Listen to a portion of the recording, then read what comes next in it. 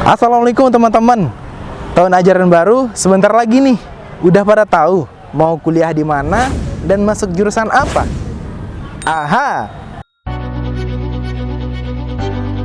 Sedikit informasi bagi teman-teman yang ingin berkecimpung di dunia penyiaran dan di bidang jurnalistik, kalian bisa memilih KPI sebagai pilihan yang tepat.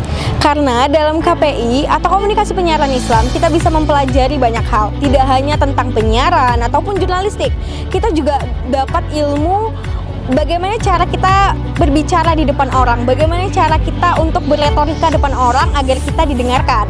Tidak hanya itu, kita juga bisa masuk ke dalam dunia perusahaan. Kita bisa bertindak sebagai seorang public relation yang bisa menangani perusahaannya agar tidak terjadi krisis.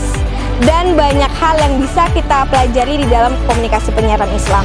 Dan nilai plusnya dalam komunikasi penyiaran Islam adalah kita bisa menjadi pendakwah.